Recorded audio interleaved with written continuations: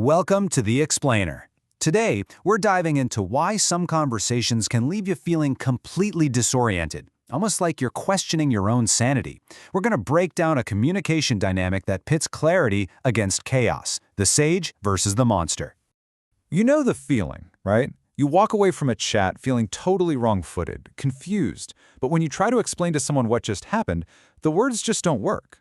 To really get a handle on this, we're going to explore two very different, very powerful communication styles, the sage and the monster. So first things first, to get to the heart of this, we have to understand a really fundamental truth. Every single conversation we have is happening on two levels at the exact same time. On one hand, you've got the literal layer. This is the simple stuff, the actual words being said, the concrete facts, the public reality we can all point to and agree on. But underneath that, there's the interpretive layer. This is all the subtext, the tone of voice, the symbolism, what's really being said between the lines.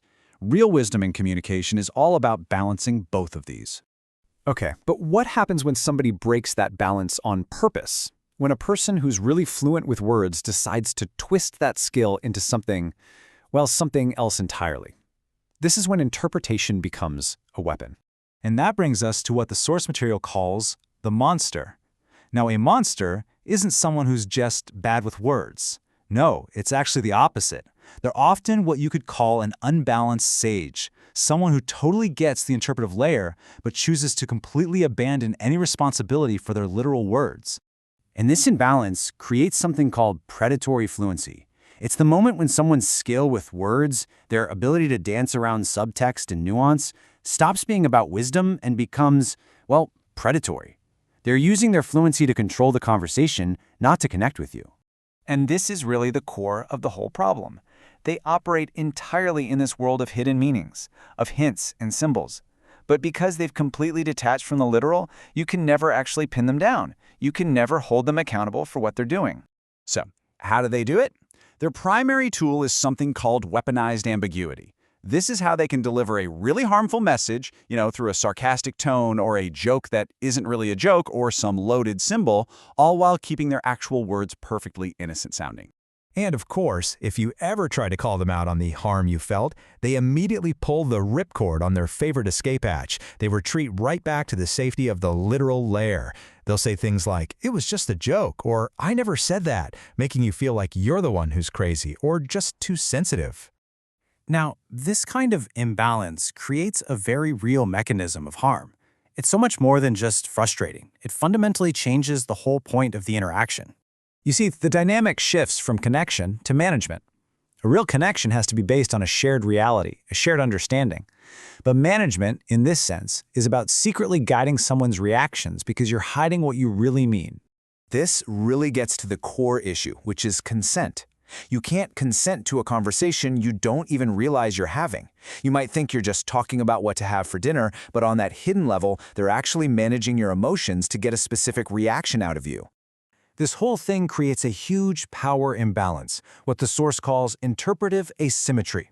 It means one person has the complete picture. They see both the literal and the interpretive layers, while you're left in the dark, trying to figure things out with only half the information. It's almost like you've been handed a fake map.